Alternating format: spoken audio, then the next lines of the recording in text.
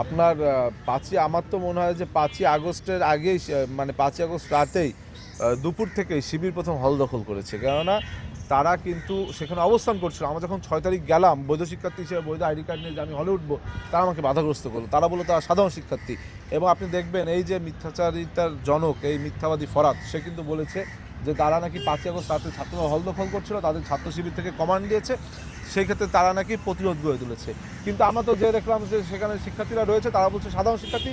পরবর্তীতে দেখা গেল ২ মাস যেতে না যেতে তারা শিবিরের নেতা হিসেবে আত্মপ্রকাশ করছে। সুতরাং আমার মনে হয়েছে ৫ই আগস্টের ওই যে আপনার জুলাই আগস্ট গণ অভ্যুত্থান যখন সফল হলো, মানুষ যখন আনন্দ উল্লাসে ব্যস্ত, ঠিক সেই সময় সুদূর প্রসারী পরিকল্পনা নিয়ে এই সাবেক ছাত্রলীগ নেতাকর্মীরা তৎকালীন সময়ে শিবির হিসেবে আত্মপ্রকাশ করা নেতাকর্মীরা সাধারণ শিক্ষার্থীর বেশে ওই ৫ই আগস্ট রাতে প্রত্যেকটি হল দখল করেছিল।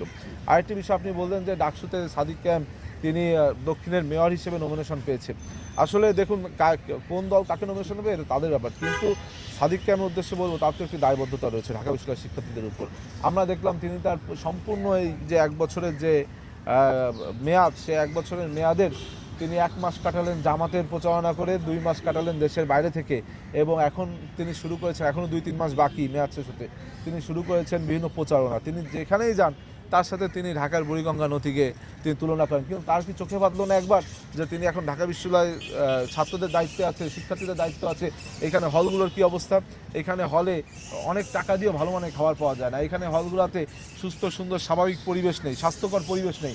এখানে মেয়েদের অনেক হলে এখনও ফ্যান নেই। তার চোখে এগুলো পড়লো না, তার শুধু সামনের দিকে চোখ, যে সামনে নির্বাচন করব, এইখানে মুখরোচক কিছু কথা বলি। কিন্তু দেখা যাবে সেখানেও যদি কোনোভাবে তিনি দাঁড়িয়ে পড়েন, এরপর তিনি জাতীয় সংসদের দিকে তাকাবেন। অর্থাৎ তিনি একের পর এক খালি সামনের দিকে তাকাচ্ছেন, কিন্তু যেটুকু দায়বদ্ধতা আছে সেটুকু পূরণ করছেন। এবং আমি তাকে বলবো যে আপনি আপনি ঢাকা দক্ষিণ আর দাঁড়িয়েন না, তাহলে এটা শিক্ষার্থীদের অপমান হবে। কেননা এইখানে আপনি যেভাবে নির্বাচিত হয়েছিলেন, যেভাবে হোক আপনি নির্বাচিত হয়েছেন, এখন আপনি যখন দক্ষিণে ইলেকশন করবেন, তখন আপনার জামানতটা বাজেয়াপ্ত হবে।